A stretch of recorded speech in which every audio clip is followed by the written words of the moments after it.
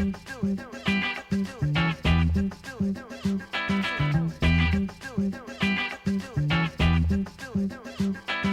clear perception of danger is not at the level that the danger presents. What is warranted is much greater concern than I hear articulated by President Biden. That's the voice of Jerry Brown, former governor of California and current executive chair of the Bulletin of the Atomic Scientists. He's today's guest on Press the Button, a Plowshares Fund podcast dedicated to nuclear policy and national security. And now, here are your co-hosts, Tom Collina and Michelle Dover. Welcome back to Press the Button. Tom, we finally have a new Undersecretary of State for Arms Control and International Security, Ambassador Bonnie Jenkins. She is the first Black leader to occupy this position, and she is a true win for national security.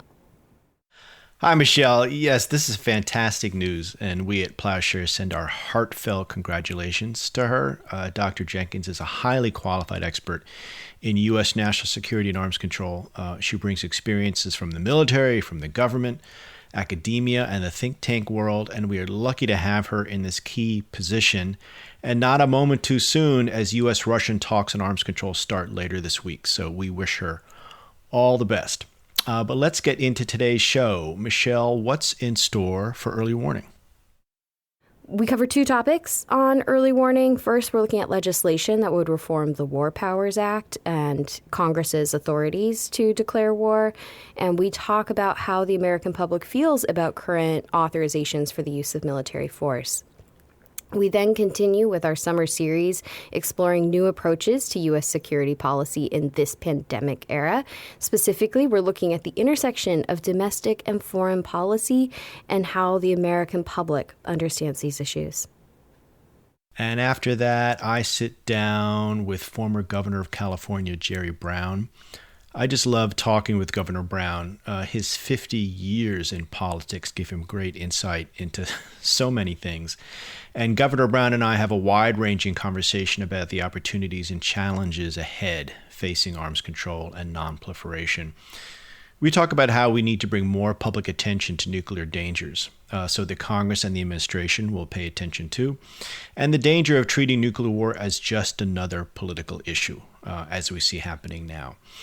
And Governor Brown, speaking from his experience in politics, you will not be surprised, has some ideas, including bringing climate and nuclear issues together, organizing college outreach, and bringing more attention to the role played by defense contractors in this entire process. So I think our listeners will really enjoy hearing from the governor, so please stay tuned. And finally, I answer a question on why nuclear weapons are still being built on this week's Q&A. And remember, if you want your question answered on the air, shoot us a DM at PressButtonPod or send us an email at pressthebutton@plowshares.org. And if you like what you hear, as always, please hit subscribe and leave us a rating. Every little bit helps to grow our show and our audience. But with that, let's get to the episode. The clock is ticking. And now, early warning, early warning, early warning, early warning. A 7-minute synopsis of this week's nuclear news. Thanks, Dal. Today I'm joined by Mary Kaszynski, Director of Government Relations at VoteVets, and Adom Cooper, Security Fellow at the Truman National Security Project and term member at the Council on Foreign Relations. Thank you both for joining. Thanks, Michelle. It's great to be here. Good morning, Michelle. Thanks for having me. As you know, we have 7 minutes to cover the week's nuclear and national security news starting now. Mary, last week, a bipartisan group of Senators Mike Lee, Bernie Sanders, and Chris Murphy, introduced legislation that, if adopted, would reform the War Powers Act. What does this mean about congressional will to exercise its power when it comes to waging war? So the Lee-Sanders-Murphy legislation introduced last week is really about reestablishing Congress's constitutional authority. The Constitution gives Congress, and only Congress, not the president, the power to declare war. That power has been abused in part because Congress has passed overly broad legislation that really gives up that constitutional role. And presidents have abused that to send US troops across the world. US troops are now involved in multiple conflicts without congressional authorization. So the Lee-Sanders-Murphy National Security Powers Act starts to reclaim that authority, congressional authority, and restricts and clarifies what the president's ability is in three key areas. The first is the power to approve arms sales, the power to declare national emergencies, which were abused by President Trump to declare an emergency on the border and build the wall with Mexico, and the power to authorize the use of military force. The National Security Powers Act does all of these things. It's really a transformative piece of legislation, the full package to clarify what are the respective powers of Congress versus the administration when it comes to war and peace. So all of this is coming as the United States is debating what its footprint should be abroad, especially with its withdrawal from Afghanistan. How does the American public feel about this debate over the current authorizations for the use of military force and other military interventions? So the war in Afghanistan and the war in Iraq as well have now been going on for decades. They've cost far too many lives. Veterans, military families, the American public, they feel that now is really the time to end those wars, to end those ongoing forever wars in the Middle East. President Biden has committed to getting us out of Afghanistan. The war will end now at the end of August, and there is broad public support for this action. So the two questions now as we address how to end the war in Afghanistan quickly and responsibly, there's a role for Congress in repealing those overly broad authorizations for the use of military force. And Congress has moved the ball forward on that front in the House by passing those authorization repeals, hopefully in the Senate too, very soon.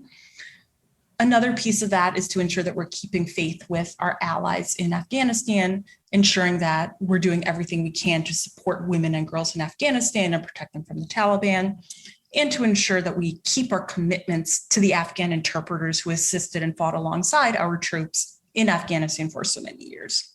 Thanks, Mary.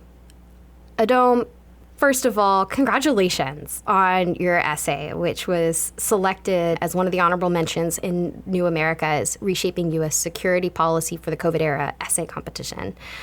You recently published articles in both Inkstick Media and Just Security based on that work, which argue that our national and international security is deeply affected by how well the American public understands such issues.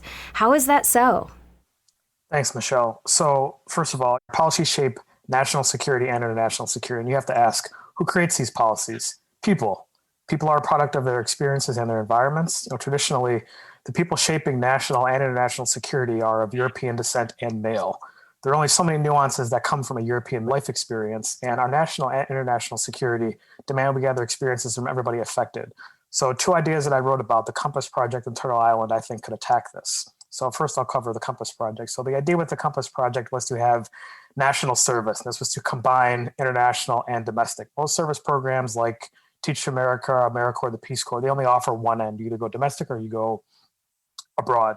Compass Project would combine both. So it would be offer the chance for every U.S. person of high school age to go abroad.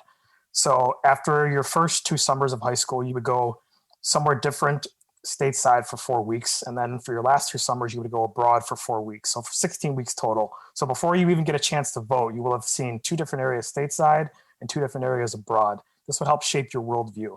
And then the next part of this is there'd be some genuine cross-pollination to understand and exposure to people from different cultures, races, classes, et cetera. So, since Vietnam, we haven't had a draft anymore. Fighting wars are not the ideal circumstance, but we're not getting that genuine cross-pollination across, our population. If your birthday was tagged, you were going to go serve. We don't really have that anymore. People operate in very familiar circles, and deviation is harder as we get older. Like, for example, both of my grandfathers fought in World War II and the Korean War, but if they hadn't fought, they probably would never have traveled. They would never have seen a different part of the globe. So that is very important. And then the second thing that I came up with is called the Turtle Island Project. And a quick snapshot of that is, living in DC, we're very lucky to be able to go to all the Smithsonian museums for free. We can walk to them, some of us if you live close enough. But if you live somewhere else, those exhibits or that information may not be accessible to you. So the idea is to put kind of a traveling exhibit for what's in the Smithsonian and also some other ideas to, not only talk about, U.S. history that we like, but the good, bad, and the ugly. So some of the instances that I had written about were things like, Taney's opinion in Dred Scott, the Trail of Tears, the Chinese Exclusionary Act of 1882, the Tuskegee experiment, and then this is getting popular now, things like Tulsa, which came up. I have a lot of friends who've watched HBO's Watchmen and Lovecraft Country that hadn't even heard of it before the show. Shouldn't take fiction to tell us about these things. So we need to get this information out to the public because domestic policy does impact foreign policy and it affects us all. And on that link between the domestic and the foreign policy, if we were to pursue these programs, what do you think would be the biggest takeaway or the biggest impact from them? I guess my grand vision for all this would be where you would have, actually, let's take a step back. When Barack Obama was elected, you had a lot of people saying, all right, we're in a post-racial society and, racism is over. And I thought to myself, man, that means that one, you're admitting that racism was a problem before, even though you didn't want to acknowledge it, but then now you're saying that it's over, which is really problematic. So for me, I would like to see Congress, for example, actually represent the population. And the population dynamics are changing very much. I think these travel programs would allow, like I said, more people to be in positions to impact policy that actually impact all of us, not, this, like I said, this European male perspective that's been traditional for national security, policy for as long as this country has been in existence. Adom, Mary, our time is up, but obviously we could talk a lot longer about this. We'll continue to watch, and thank you so much for joining. Thanks, Michelle. Appreciate it.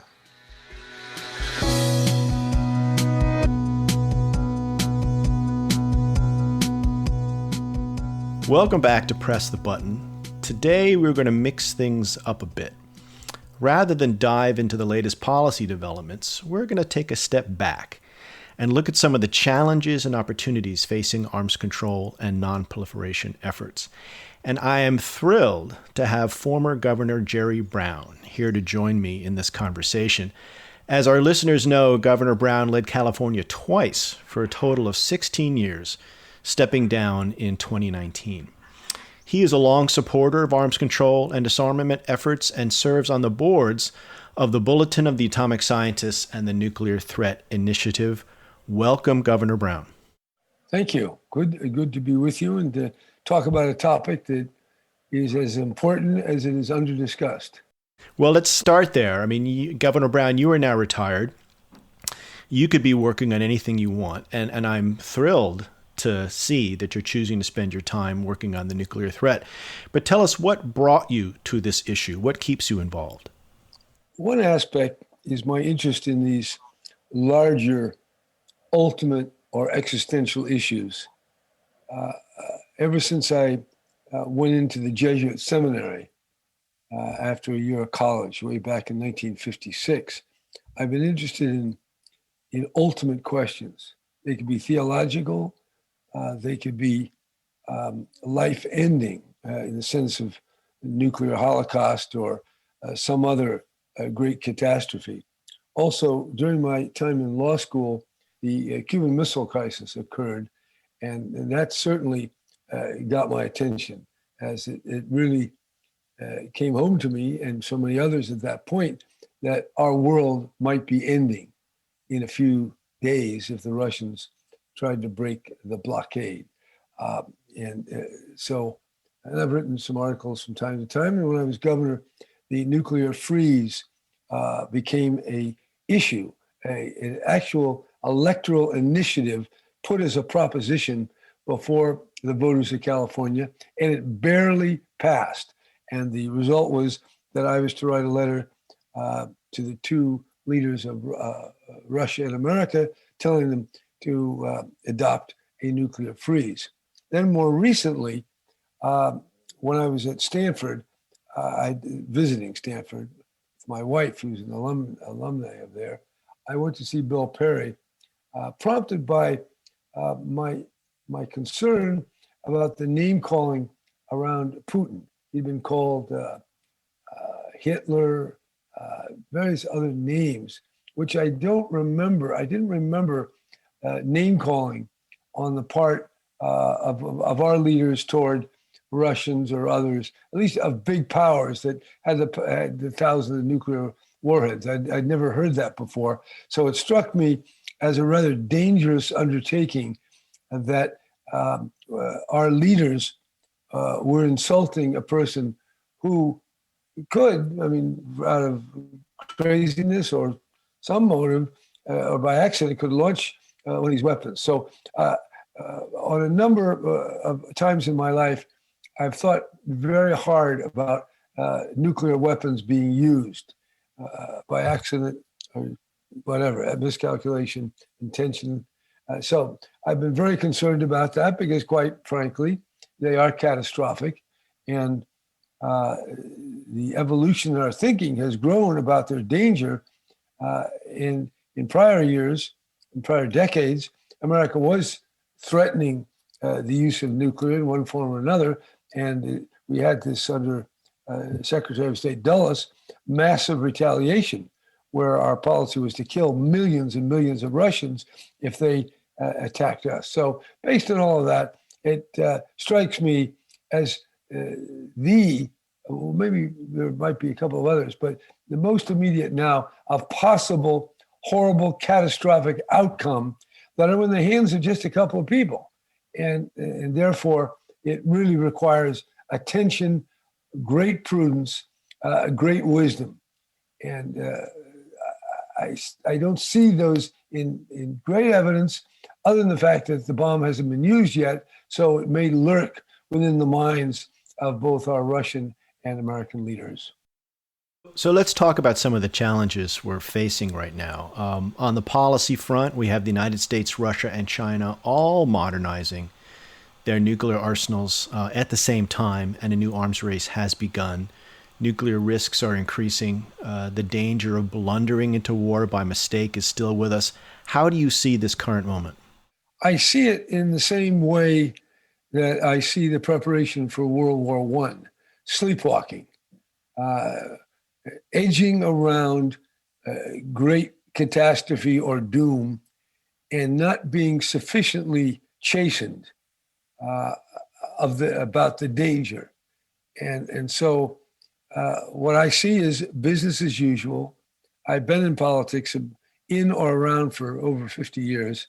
And the ritual of the everyday excitement, the give and take, the fear of attack, the excitement of attack by oneself, all of that keeps people highly engaged and emotionally involved in such a way that the clear perception of danger is not at the level that the danger presents. What is warranted is much greater concern than I hear articulated by President Biden. I think the same could be said for President Putin. He seems to be, from all signs, very comfortable with both his nuclear weapons and their multiplication, their modernization. And on the other side, in Washington, people have great comfort that all is well, that the computer systems, that the human personalities that are in this chain of command are all stable enough that we can relax. Well, the great problem with that is that the outcome is so horrible if something goes wrong that the precautions and controls need to be much greater.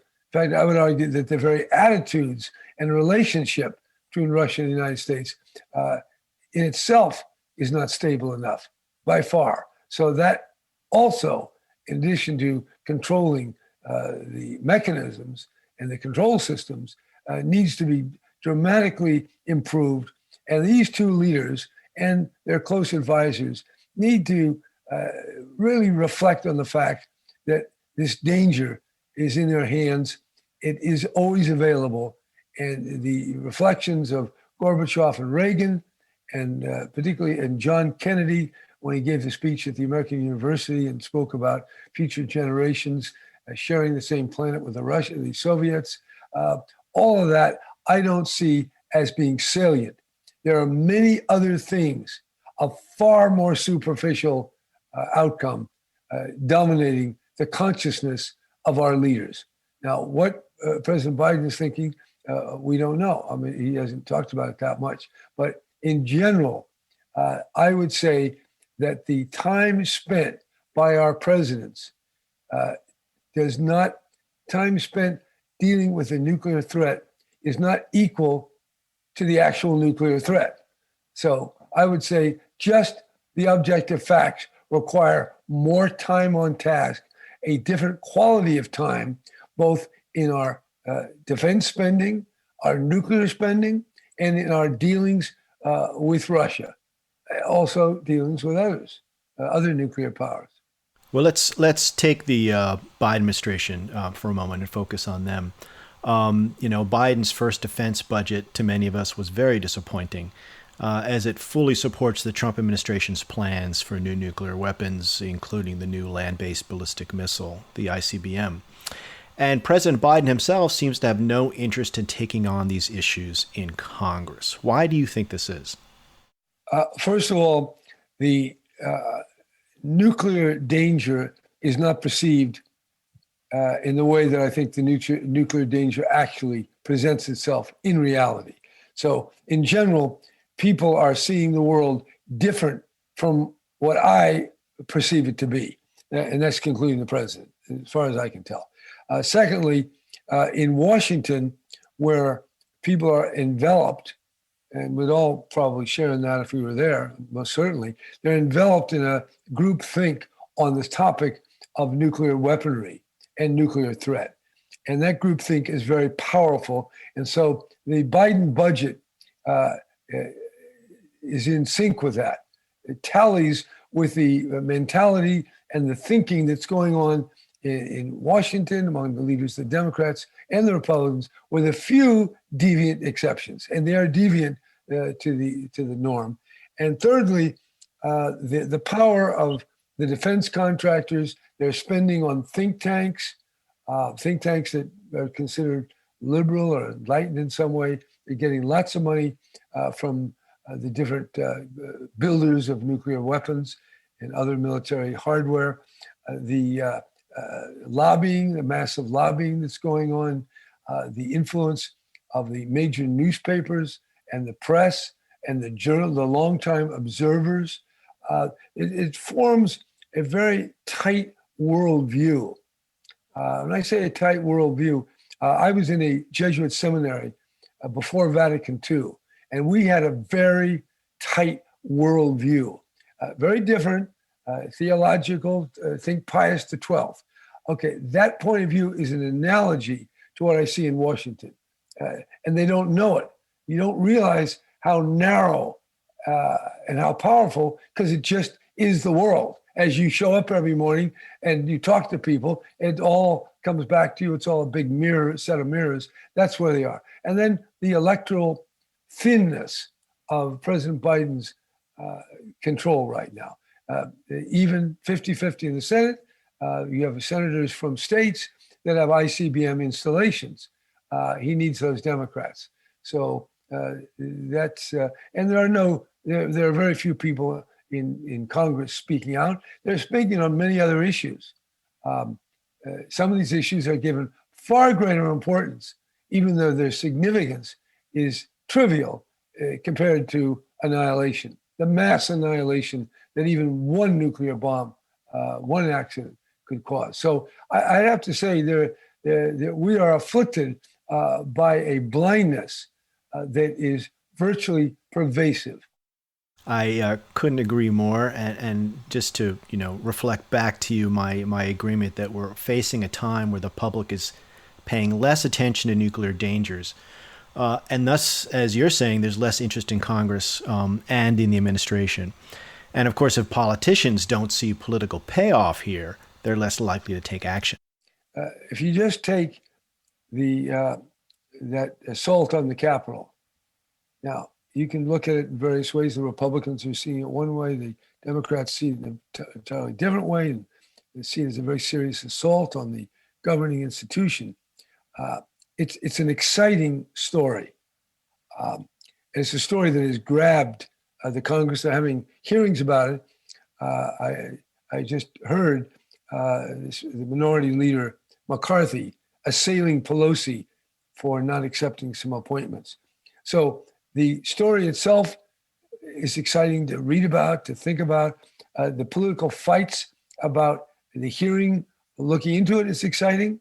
All of that takes up emotional and intellectual energy that can't be devoted to an incalculably greater horror that is on the edge, because anytime there's a miscalculation that our software or radar says, hey, there's an attack coming, there could be a launch either by Russia or the US, or some terrorists getting a hold of some nuclear material, radiological material as well, could be very devastating. So I would just have to say that the blindness, the focus and excitement on the daily activities totally obliterate the clarity, the lucidity required to see what is the nuclear danger.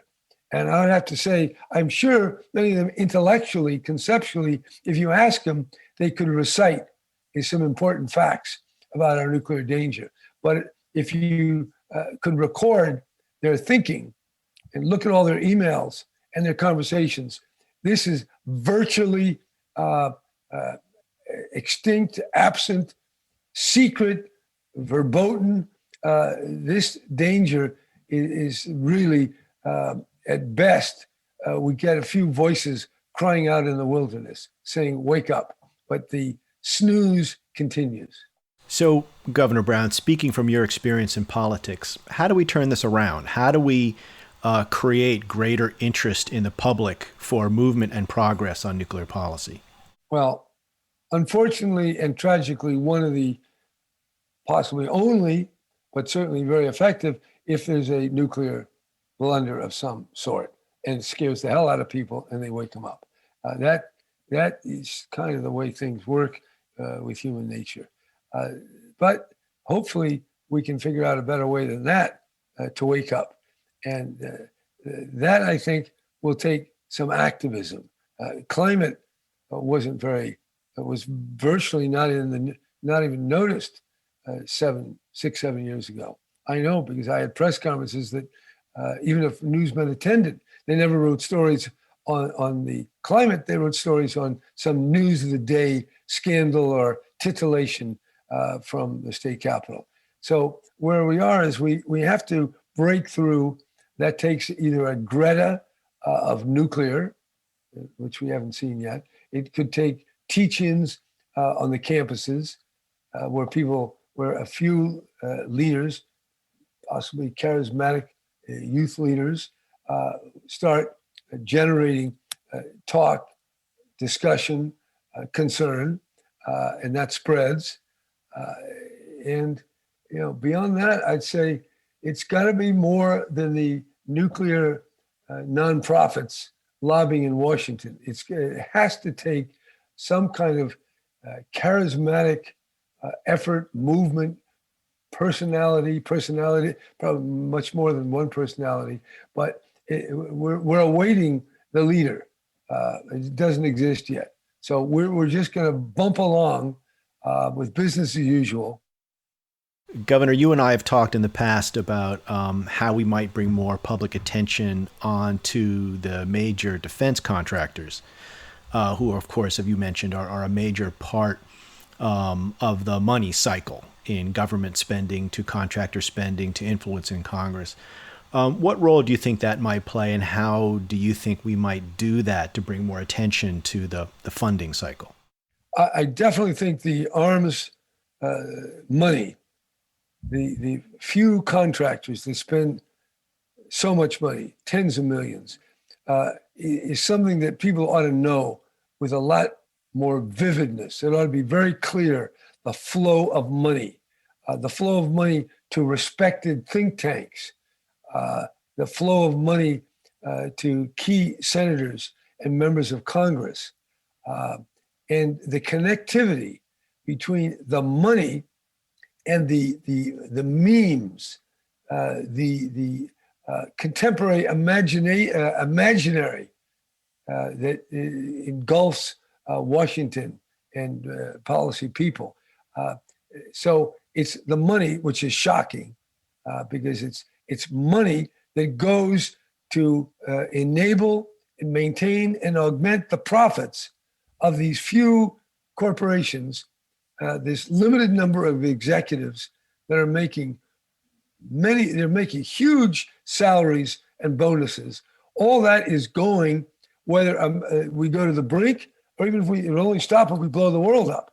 And no matter how dangerous, the fact is that the greater the danger, the greater the propensity of Congress to spend money on those corporations and those executives to get more money and more bonuses. So we have a paid cadre, very limited in number, of very bright people, very well off, that are benefiting from the danger and the increase in the danger. So that just in itself, as a conceptually, should wake people up. And for people who can't see it, we need to expose it in whatever dramatic way we can, recognizing that this isn't noticed. Because first of all, there's a lot of other money flowing into the coffers. I mean, the whole place is just full of money. That's the way our democracy functions now. Paid speech, not freed speech. There's all so much money to get the words they want. But nevertheless, there's enough there. I think people think it's all about, oh, what's the Russian threat? What's the China threat now? What weapon system do they have? What do we have? We used to argue throw weights and windows of vulnerability. There's a whole theology, it's not theology, but it has that flavor of complexity and Jesuit casuistry in its exactitude, and totally absorbing very good intelligences while missing the main point, which is a few of these weapons can cause so much human suffering and create such havoc to our civilization. So that money is not ordinary money. It's, we know it, tobacco money became stigmatized. Oil money, in some ways, in some quarters, is becoming problematic. Well, we need military spending, people who are building weapons of mass horror. And we might think of these weapons, that can launch and create tens of thousands of deaths.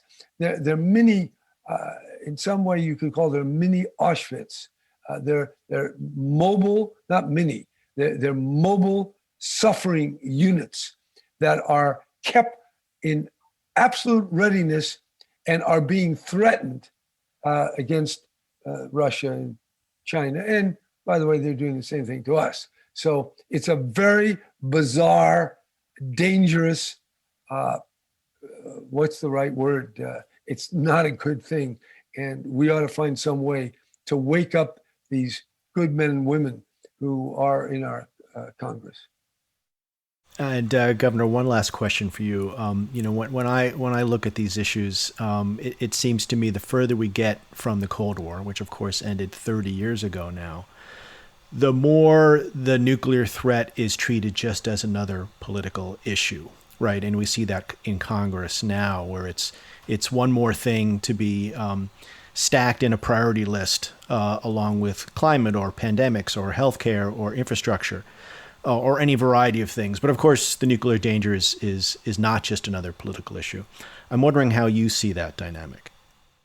Well, I'm living here off the grid, and while I do have a contact by Zoom and by internet within major news sources and publications, I don't hear the radio or television. Today, I took my wife to the airport. I listened to the local news, the big news station out of Sacramento. And it's an insane kind of experience. The rat-a-tat-tat, the rapidity, the background music, the echoing. They have a kind of a little mini echo chamber that it's kind of unreal. It's obviously trying to keep our attention, but as a presentation of reality, it's bizarre. It strikes me as a type of psychic acupuncture of distraction.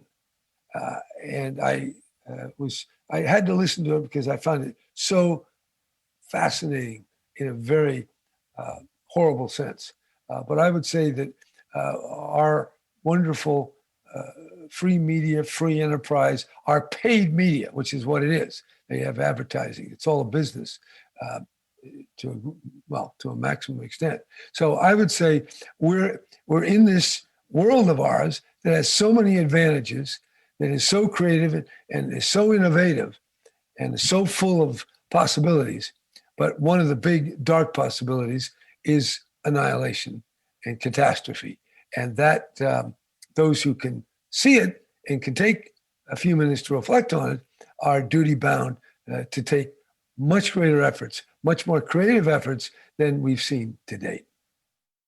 Governor, we are out of time. I want to thank you so much for bringing your passion and energy and great ideas to this issue. Please stay involved. I look forward to working with you on this. And thank you so much for being here today. Okay. Well, I would say it's my pleasure, but that doesn't seem to be the correct word for this kind of a conversation. Well, we'll just say to be continued on a job where there's lots to do. Letters, we get letters, we get stacks and stacks of letters. And now for everyone's favorite nuclear Q&A. Are you ready, Michelle? Let's hear it, Tom. This week's question comes from Adam from Denver. Adam asks, why do we even keep building nuclear weapons if we already have enough to blow up the world? Over to you, Michelle. Adam, that is an excellent question. And you've probably heard a lot on the show, us talking about modernization programs here in the United States, about how the United States is building both new types of nuclear weapons, as well as producing new, what are called plutonium pits, the triggers, essentially, in these nuclear weapons that cause the explosion and the devastation. So I am going to look at your question from this perspective of why are we building new triggers for our bombs? And this, so right now the National Nuclear Security Administration has been tasked by presidential leadership to build 80 plutonium pits per year. Now, when you go on the website or you talk to people who are in the agency, the reasons behind this are essentially twofold. You have these very legitimate questions about aging and whether over the years plutonium pits degrade their performance. Now, there was a Jason study a few years ago that actually indicates we don't know how long it takes for plutonium pits to degrade. So there's still this really open question about how quickly they need to be replaced. But that is absolutely one factor in building new ones. The other reason, though, that you will see is what are called geopolitical concerns. And this is code for other countries are also modernizing. The U.S. Leadership is asking the military to come up with more options to use nuclear weapons. So, if you have something where you need to use it against China, but let's say you also need to use it against Russia at the same time, the military will come up with the options to do so, even though when you take a step back, as you say, Adam, you could blow up the world several times over, and it's highly unlikely you would be using nuclear weapons in multiple situations against multiple countries at the same time. But without this bigger picture of what we use them for, and this idea that we may use them first, or we may use them against non-nuclear threats, it creates the incentive to build more and more, even though in the big picture, it doesn't actually make sense and could end life on Earth. So, what does this mean? It means that we really need to look at how we change that decision making at the highest levels of U.S. leadership, how we engage in arms control to reduce the number of nuclear weapons in the world, how we scale back what the U.S. says it will use nuclear weapons for, or what types of threats it will respond against. Once we can address some of these fundamental questions and fundamental concerns, that's how we can then roll back the number of nuclear weapons that we're building. Another week, another question. Thanks, Michelle, and thanks, Adam, for your terrific question. And remember, if you want your question answered on the air, shoot us a DM at PressButtonPod or send us an email at pressthebutton@plowshares.org.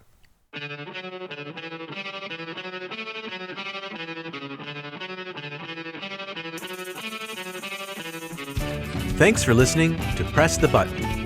This podcast is produced and edited by Alex Hall in Washington, D.C., and Delphine Vigil in San Francisco, with research and assistance from Doreen Horschig and Ari Tarpey.